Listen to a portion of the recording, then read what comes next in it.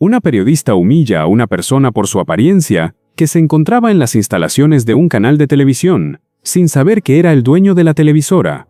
Bienvenido a Relatos que Enseñan. Me encantaría conocer tu opinión sobre esta historia, así que déjala en los comentarios. Y si te gustan las historias con lecciones de vida, no olvides suscribirte y darle like al video. Tu apoyo significa mucho para mí. La mañana gris envolvía el centro de la ciudad con una neblina densa, mientras el viento sacudía los periódicos abandonados en la acera. Frente al moderno edificio de Canal 7 Noticias, un hombre de aspecto desaliñado, con la ropa arrugada, cabello alborotado y una vieja mochila al hombro, observaba el lugar en silencio. Nadie reparaba en él. Los empleados pasaban a su lado con prisa, sosteniendo cafés humeantes y carpetas. El portero ni lo miró cuando cruzó la puerta automática. En el lobby reluciente, con pisos de mármol y luces frías, el contraste entre el hombre y el ambiente era evidente. Aún así, él sonrió al ver las fotografías colgadas en la pared, reportajes premiados, periodistas galardonados. Caminó con paso lento hacia la recepción. ¿Puedo hablar con la productora?, preguntó con voz suave. La recepcionista frunció el ceño. ¿Usted tiene cita?, respondió con desdén. Solo dígale que es de parte de Martín, insistió. La joven dudó, marcó un número, y tras escuchar una respuesta breve, soltó una carcajada burlona. Lo siento, pero no recibimos gente como usted. El hombre bajó la mirada, suspiró, y se sentó en una de las sillas junto a la puerta, esperando en silencio. Al mediodía, cuando el sol se colaba a través de los ventanales del estudio de grabación, la tensión era palpable en el ambiente. Las cámaras estaban listas, los técnicos ajustaban luces, y en el centro, Natalia Vargas, la periodista estrella, practicaba su entrada frente al espejo. Con su traje rojo intenso, maquillaje impecable y tono autoritario, se preparaba para grabar un nuevo segmento sobre emprendedores exitosos. Justo cuando el productor le avisaba que había llegado un invitado sin identificación, ella frunció el ceño. ¿Invitado? Sin confirmar. ¿Quién se cree? Avanzó por el pasillo con tacones decididos, el eco marcando el ritmo de su indignación. Al doblar la esquina, se encontró con el hombre desaliñado sentado pacientemente, con las manos entrelazadas. ¿Usted es Martín?, preguntó con una ceja levantada. Así es, respondió él con una sonrisa amable. Natalia lo escaneó de pies a cabeza y soltó una risa sarcástica. ¿Y qué historia de superación puede contar alguien que ni siquiera se peina? Los presentes guardaron silencio. Martín no se defendió, solo la miró con serenidad. En una sala iluminada con luces blancas intensas, rodeada de pantallas LED y cámaras suspendidas del techo, Natalia ocupó su lugar en el set con postura arrogante.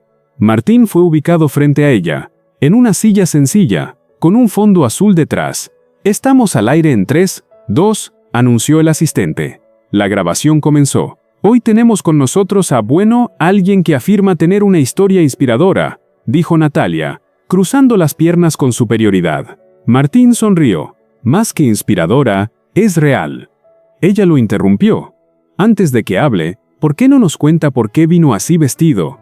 ¿Es parte del personaje?». El silencio fue incómodo.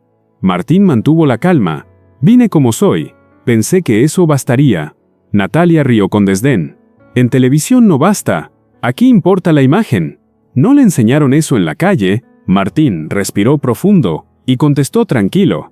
«Me enseñaron cosas más importantes que la imagen. El respeto, por ejemplo. En el cuarto de control, donde las pantallas mostraban cada ángulo del set, los técnicos intercambiaban miradas incómodas. Uno de ellos, Marcos, murmuró: «¿Por qué Natalia está siendo tan grosera?».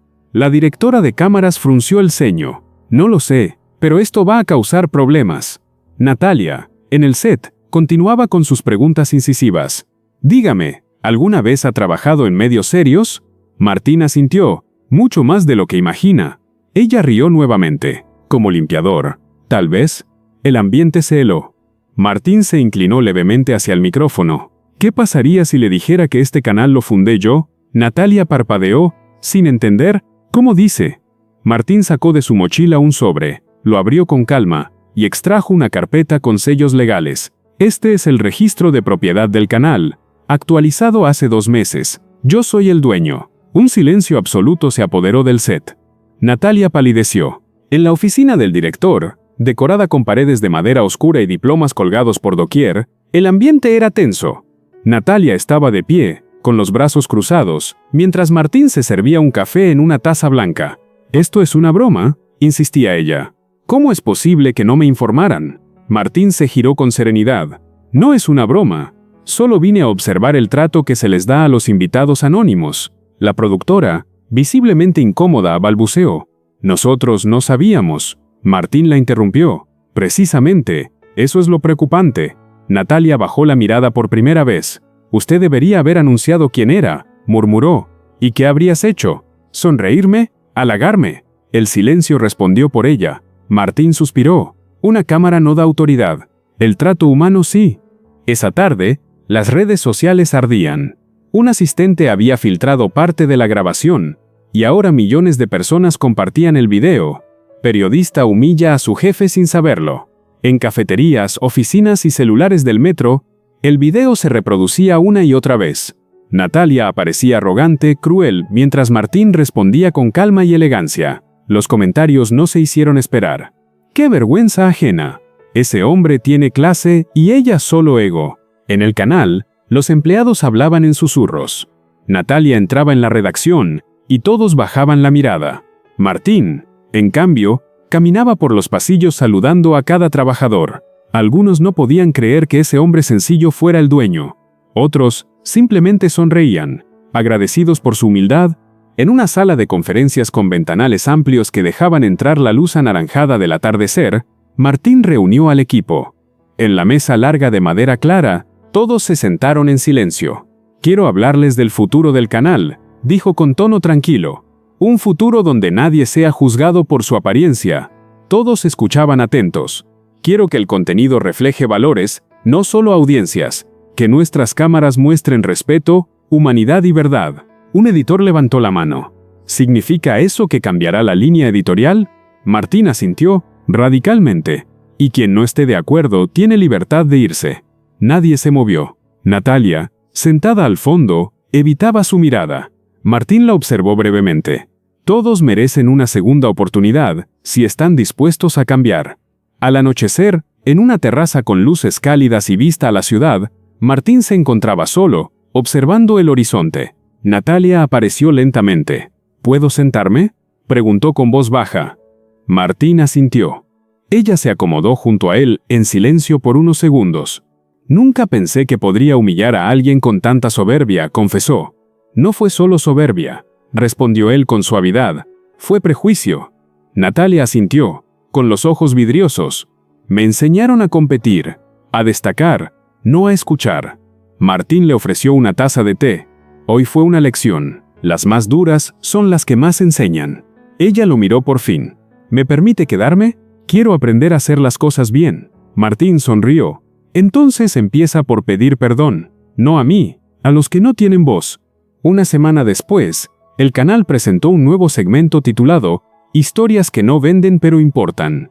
El set había sido rediseñado con tonos cálidos, plantas naturales y sillas sin distinción jerárquica. Natalia conducía el programa con un tono mucho más humano. Su primera entrevistada era una señora recicladora que había salvado a un niño del incendio de un bus. Sin adornos, sin guiones exagerados, solo verdad. Martín observaba desde el control, con una leve sonrisa. Las métricas comenzaron a subir, pero esta vez, los comentarios no hablaban del espectáculo, hablaban de empatía. El público pedía más historias reales. El cambio era genuino y comenzaba a notarse. En el barrio donde creció Martín, entre calles polvorientas y fachadas humildes, un grupo de jóvenes organizaba un taller audiovisual comunitario, con cámaras donadas por el canal. Martín caminaba entre ellos, compartiendo anécdotas, enseñando a grabar, a editar, a contar. «No necesitas dinero para ser escuchado, necesitas intención», decía. Los chicos lo miraban como a un maestro. Natalia, quien había pedido unirse a la iniciativa, sostenía el micrófono de un niño con nerviosismo. «Corte», gritó uno. Rieron todos. La escena era simple, pero poderosa, medios siendo devueltos al pueblo. Martín sabía que ahí estaba la esencia de su misión, y por primera vez en años se sintió completamente en paz. En una gala de medios realizada en un teatro antiguo decorado con luces doradas y alfombra roja, el canal fue premiado por su contribución a la dignidad humana en el periodismo. Subieron al escenario Martín y Natalia. Los flashes iluminaban sus rostros. Este premio no es por el contenido, dijo Martín al micrófono, sino por el cambio que nos atrevimos a hacer. Natalia, visiblemente emocionada, agregó: humillé a alguien por cómo vestía. Hoy, me siento honrada de aprender de él todos los días. El público aplaudió de pie. No era un premio más. Era el reconocimiento a una redención colectiva, a un periodismo que había recuperado el alma. Una mañana, justo antes de comenzar transmisiones, Natalia se encontró con Martín en la cafetería del canal, donde el aroma a café recién hecho se mezclaba con el murmullo de los periodistas. Él hojeaba un viejo cuaderno de notas, con páginas amarillentas. Ella se sentó frente a él, curiosa. ¿Eso qué es?, preguntó. Martín sonrió. Mi primer proyecto, el borrador del canal, cuando solo era un sueño escrito con lapicero en una pensión de barrio. Natalia lo tomó con delicadeza, como si fuera un tesoro. Gracias por no rendirte, aunque nadie creyera en ti, incluso yo, susurró. Él la miró con ternura. Todos cometemos errores. Lo importante es lo que hacemos después. En ese instante, un joven pasante entró corriendo y tropezó, derramando café en su camisa. Natalia se levantó de inmediato, lo ayudó y le ofreció su pañuelo. Martín la observó en silencio. No dijo nada. Solo sonrió. El verdadero cambio se nota en los gestos pequeños. Nunca subestimes a alguien por su apariencia. Las personas que más enseñan son, muchas veces, las que menos presumen.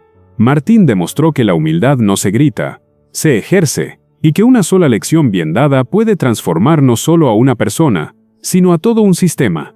La verdadera grandeza no se viste con trajes caros, sino con actos honestos, y a veces, quien parece no tener nada, es quien más tiene para ofrecer, porque lo que realmente vale, no siempre se ve, pero siempre se siente.